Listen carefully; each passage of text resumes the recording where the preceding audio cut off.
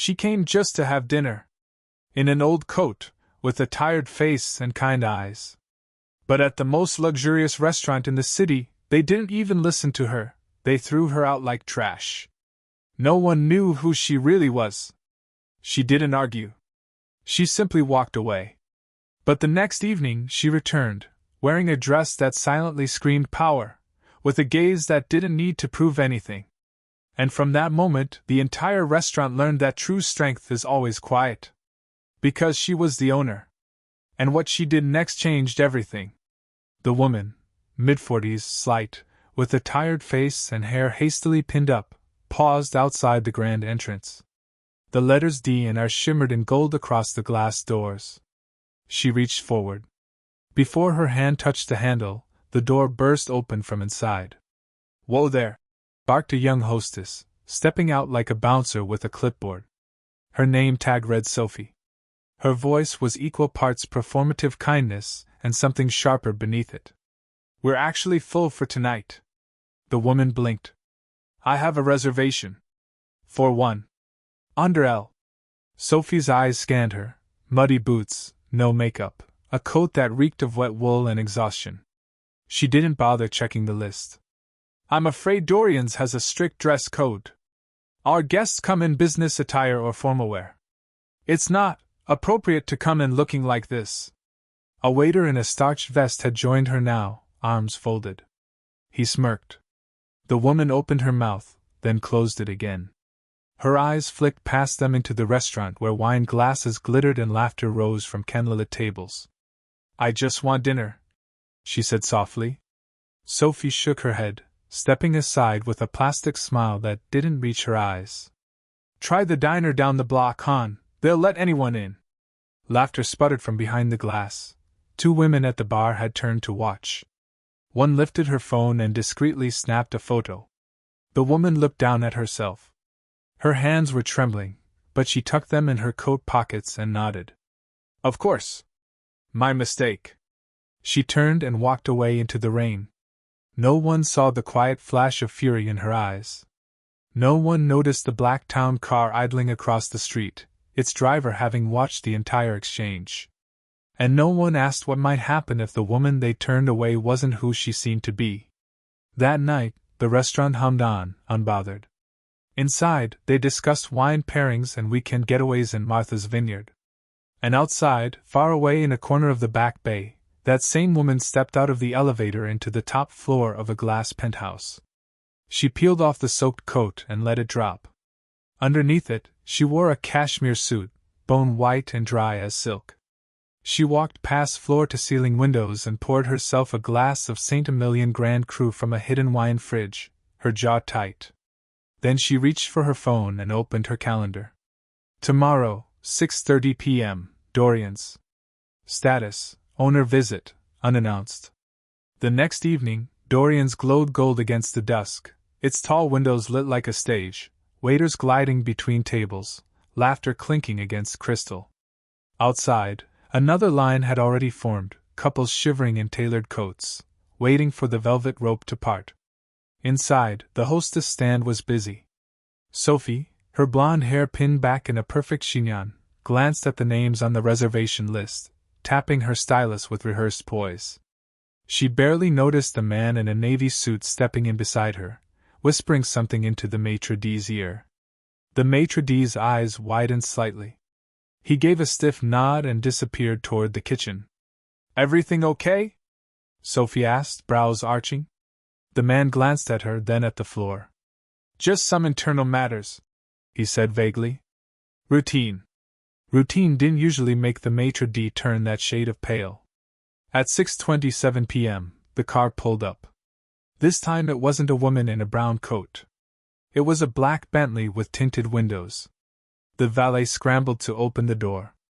A stiletto heel touched the ground first, polished, sharp, unapologetic. She emerged like she owned the sidewalk. Eleanor Lark. Her name wasn't famous outside certain circles, she preferred it that way. But among real estate investors and high-end hospitality brokers, she was a phantom of influence. She bought luxury properties through shell companies, rebuilt entire neighborhoods under different LLCs, and never once appeared on a top 100 list. But she owned them, Dorian's among them. She just hadn't set foot inside since the grand opening 3 years ago. She wore a navy silk dress with a high collar, her silver-streaked hair smoothed into a knot, diamond studs catching the light as she stepped up to the same gold-lettered doors. Sophie was laughing at something a guest had said when she turned, and froze. For a split second, recognition failed her. The woman was so transformed, graceful, commanding, immaculate, that Sophie didn't connect her to the rain-soaked mess from the night before. Until Eleanor smiled. It wasn't cruel. Just knowing. "I believe I have a reservation tonight," she said calmly. "Under L." She let the pause hang in the air like a warning. "Eleanor Lark," the man in the navy suit finished, stepping beside her. "Miss Lark is the sole proprietor of this establishment. She'll be dining in tonight." Sophie's clipboard trembled. I'm so sorry I didn't." "You didn't," Eleanor said, eyes sweeping the lobby. "That's the problem." Guests were watching now. The man at the bar who had laughed yesterday, the women who had snapped photos, they stared with mouths slightly open. A silence rippled out from the foyer like a dropped glass. "I've always wondered what kind of face contempt wears when it realizes it was wrong," Eleanor said softly, almost to herself. The maitre d' returned at a near jog, red-faced. "Ms. Lark, we've prepared the private room, as requested." "No." She took a step forward. "Tonight I'll be sitting right in the center. Table 12. But I want every eye in this room on me. I want every person who watched yesterday to sit with what they did. And I want a server who didn't laugh." Her voice was velvet. Her tone was iron. And without waiting for a response, she strode into the dining room like a queen reclaiming her throne. Table 12 sat beneath the central chandelier, Dorian's crown jewel. Every night it was reserved for VIPs, tech founders, visiting actors, a foreign dignitary once. Tonight, it belonged to Eleanor. She lowered herself gracefully into the leather-backed chair, smoothing her napkin across her lap. Around her, murmurs grew like weeds in a garden, hushed, persistent. The bartender stiffened, realizing who she was. A waiter carrying a tray of oysters slowed mid-step. Even the violinist in the corner paused before beginning her next piece. Eleanor said nothing. She simply scanned the menu she herself had curated 2 years ago, every course familiar, every wine pairing a memory. Yet tonight, each item felt different. Sharper. More personal. Across the room, Sophie stood half-concealed behind the hostess stand, her posture brittle. The maitre d' whispered rapidly in her ear, but she didn't respond. Her eyes were locked on Eleanor, on the truth she now couldn't unsee. A young server with cropped hair and gentle eyes approached table 12. She looked barely out of college, her hands trembling slightly around her notepad. I'll be your server tonight, Ms. Lark," she said. "What's your name?" Eleanor asked, folding the menu. "Naomi." "You were working last night?" Naomi swallowed. "Yes, ma'am." "You didn't laugh." Naomi looked surprised. Then nodded. I didn't think it was funny." For the first time that evening, Eleanor smiled. "Then I'd like you to choose my meal tonight," she said. "Whatever you believe deserves to be remembered." Naomi's eyes widened. "Anything?" "Anything." Naomi left, blinking fast, and Eleanor leaned back, letting the low murmur of the room fold over her. Not accusatory, not angry, just watching. The powerful, the rich, the polished, they were used to control. But tonight they were witnessing something else, humility rebuking arrogance not with rage, but with undeniable presence. From her seat, Eleanor could see the very spot by the door where she'd been turned away. And she could feel it, the rain, the weight, the sting of being unseen. But tonight, she wasn't invisible. Tonight, she was the storm that walked back in.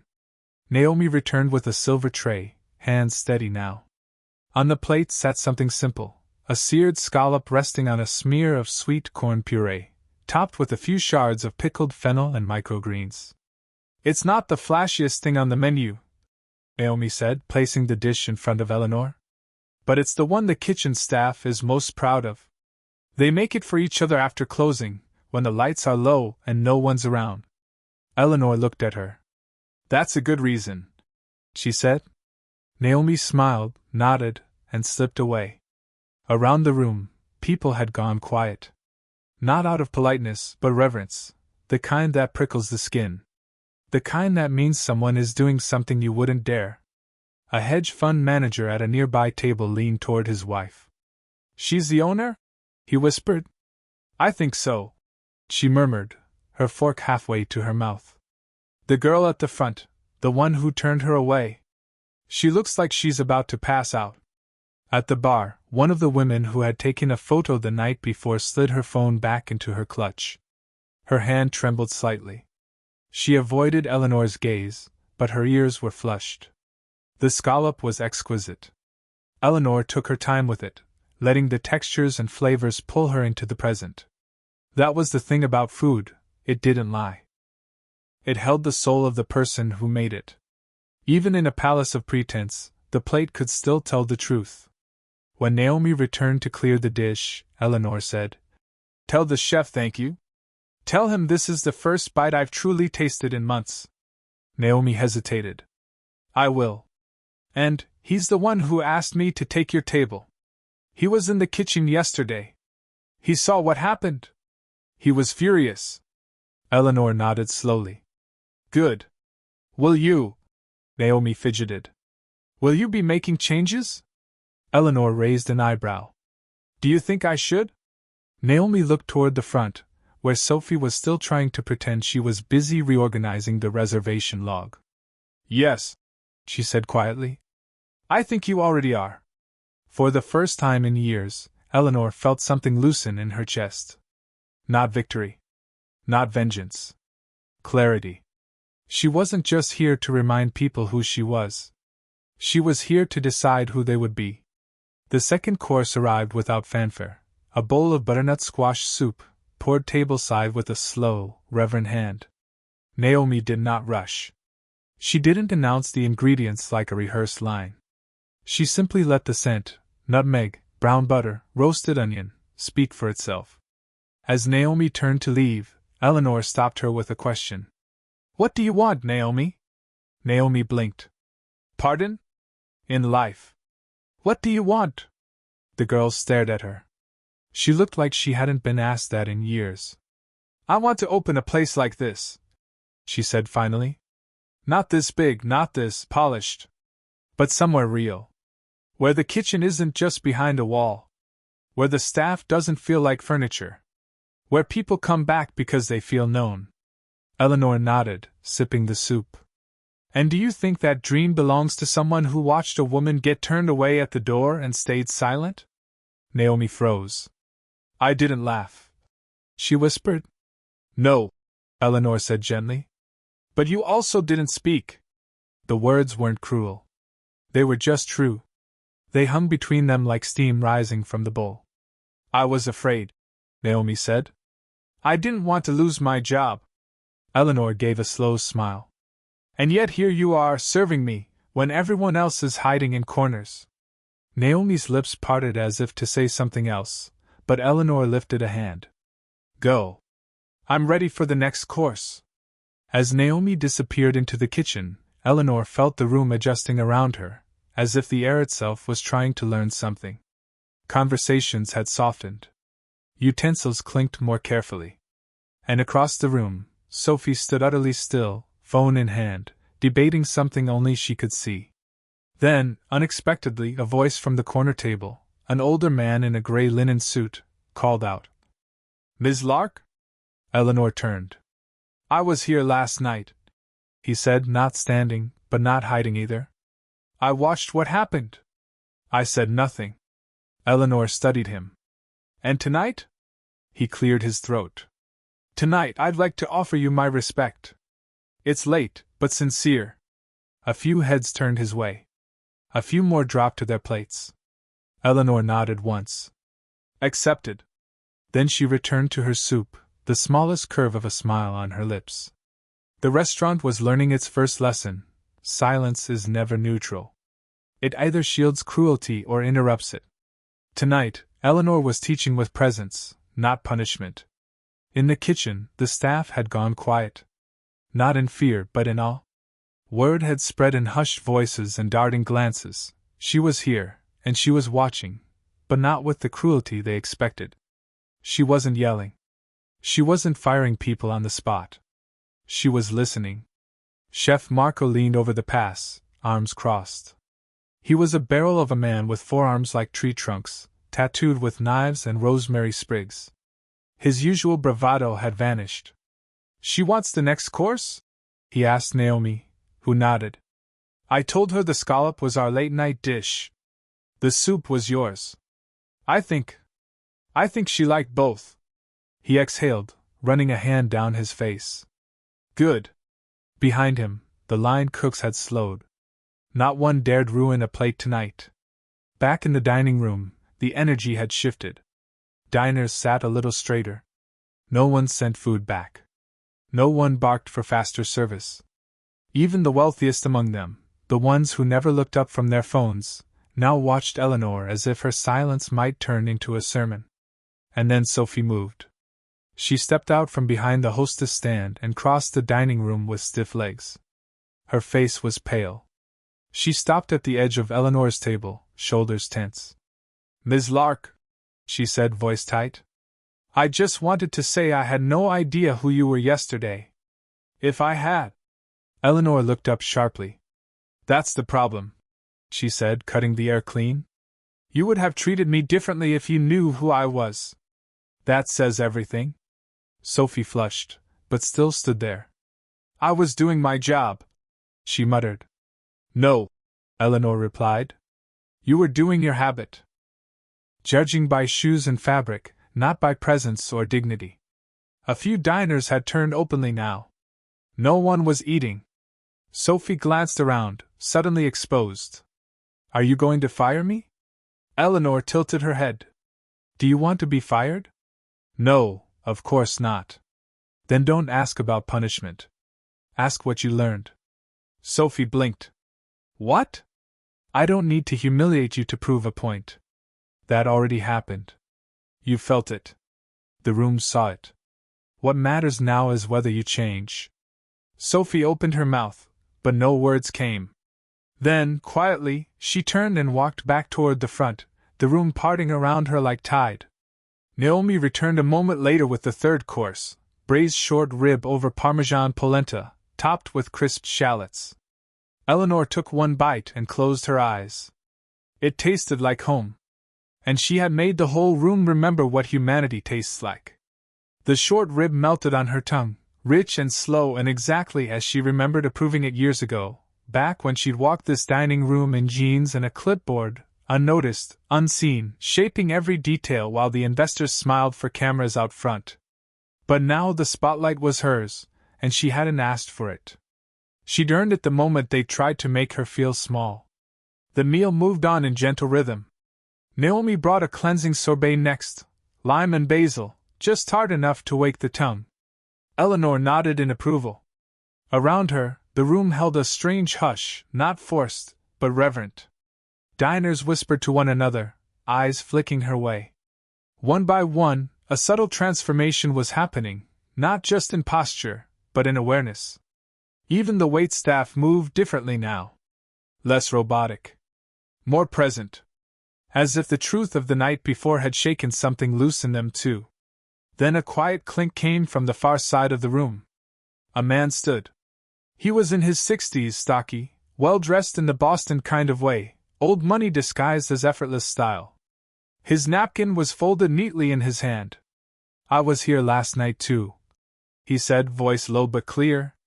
Eleanor met his gaze. "My wife and I laughed," he admitted. "Not cruelly, not loudly. But we laughed. We thought you were just someone who didn't belong." He paused, looking down at the tablecloth before lifting his eyes again. "That's the part that stayed with me. Who belongs? That phrase." Eleanor didn't speak. She let the silence cradle his words. "I'm sorry," he said finally. "And thank you for letting us sit with the shame, and not burying us under it. Then he did something unexpected. He tapped the rim of his wine glass. A single, clean note. Someone else picked it up, a woman 3 tables over. Then another. Soft chimes spread like ripples through water. It wasn't applause, not really. It was acknowledgement. A shared signal. A quiet recognition of the mirror she had held up to them.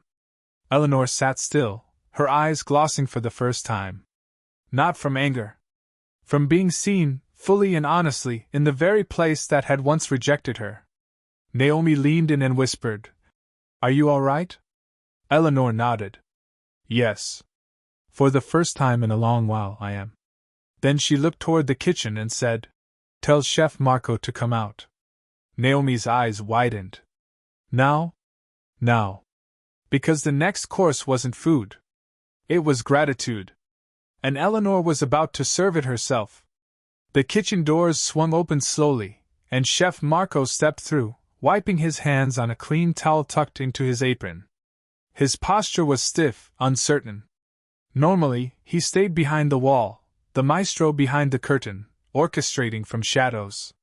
But tonight the curtain had been torn down, and the audience had seen the bones of the show.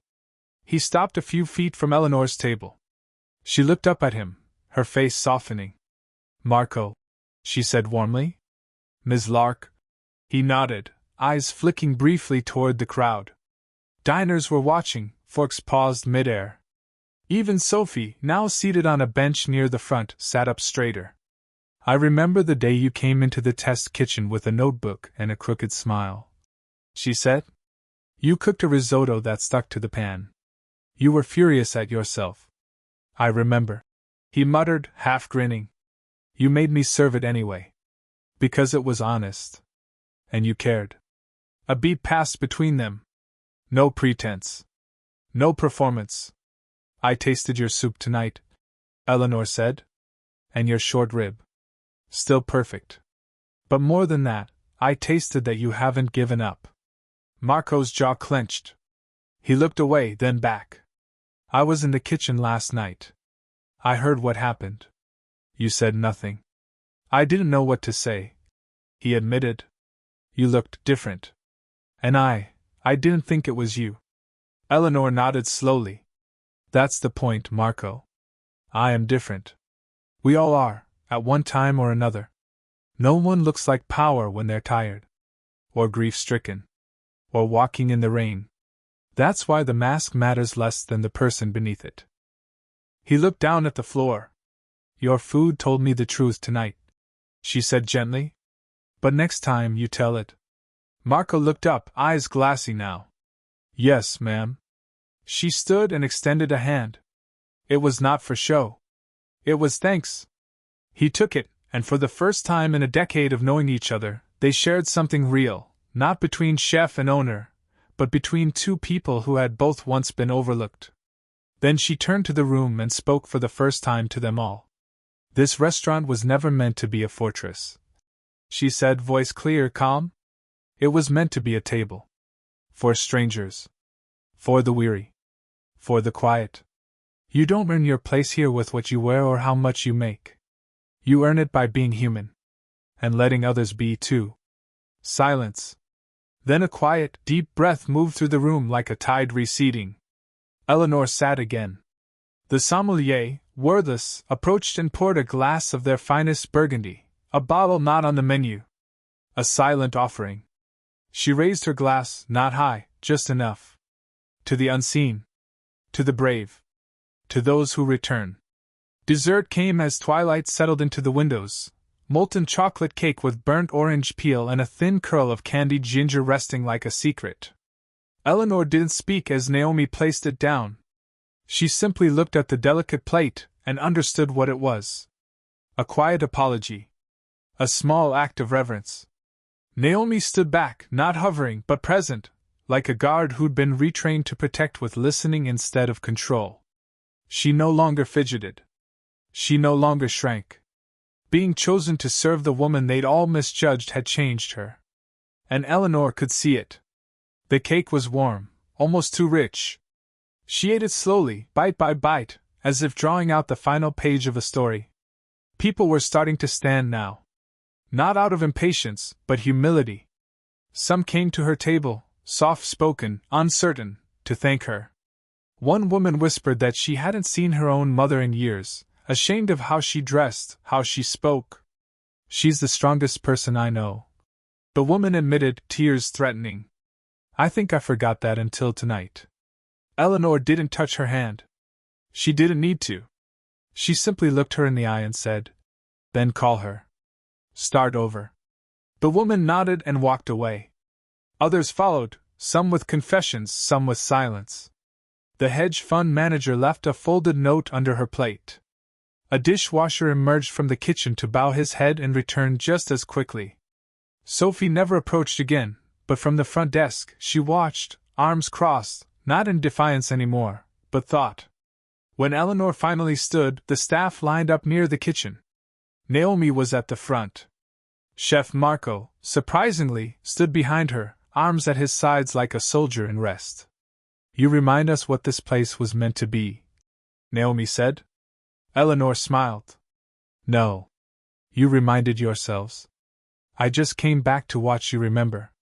She turned, coat folded neatly over one arm, heels clicking softly on the stone floor as she walked toward the exit. At the door, she paused. Looked out into the street where, the night before, she had stood in the rain, unwelcome. Tonight, the sidewalk was dry. The sky was clear. Before she stepped out, she spoke without turning back. "Tomorrow, the name outside the door comes down. For 1 week, no reservations. No dress code. No labels. Just neighbors." A ripple of surprise behind her. Naomi's voice hushed. "You're serious?" Eleanor finally turned, gaze sweeping the chandeliers, the velvet chairs, the faces that now carried something softer, less sure of themselves. "I'm not asking for perfection," she said. "I'm asking for presence. You can't fix what you don't let yourself see." And with that, she stepped out into the night, where a few curious onlookers watched as the black Bentley pulled up. But Eleanor didn't get in right away. She looked up at the sign over the door, Dorian's in gold, and for the first time in years she let herself wonder if it was ever meant to carry someone else's name. 3 days later, Boston was buzzing. People were lining up outside the restaurant, not in gowns or suits, but in windbreakers, work boots, nursing scrubs, and worn sneakers. The velvet rope was gone. So was the gold-plated Dorian's above the door. In its place, a simple, hand-painted wooden sign hung quietly. Lark. Inside, the tables were full, but the mood was different now. A couple who worked second shift at the nearby hospital shared soup and bread, smiling between bites. A mother with 2 children split a plate of braised chicken thighs, and when the youngest spilled his drink, a server crouched without panic, wiping it up with a laugh. At table 12, Eleanor's old table, Naomi served an older man with weathered hands and a city-issued sanitation badge clipped to his collar. "Best seat in the house," he said, looking around. "You earned it," Naomi replied, pouring his coffee. In the kitchen, Chef Marco leaned out and scanned the room. His tattoos peeked from his rolled sleeves, his voice barked orders, but his eyes were calm. Focused. For the first time in years, the back of house felt connected to the front, like both were finally part of the same body. Eleanor wasn't there that evening. She didn't need to be. She was on the other side of the river, walking along a quiet path near the Charles, her coat buttoned to the throat. Her driver waited a block away. Her phone buzzed twice with offers from press, once with a message from an old investor. "This is a bold move." "Are you sure?" She didn't answer. Because this was never about press. And she'd never been more sure of anything. Down the street, a homeless man sat by a bus stop, clutching a battered thermos. His face was familiar, though she didn't know from where. Without a word, she crossed the street and offered him a wrap sandwich, one of Marco's. The man looked up, surprised. "Why?" Eleanor smiled. "Because I remember what it feels like to be hungry. And invisible." He nodded once, and she turned to leave. No cameras. No applause. Just a moment shared. Back at Lark, a young girl in a hoodie paused at the door, uncertain. Sophie, now working floor duty, not the podium, noticed her hesitation. She stepped forward and opened the door fully. "Come in," she said gently. "It's warm inside." The girl stepped over the threshold. No questions asked? No judgment passed. Only welcome. And the door stayed open.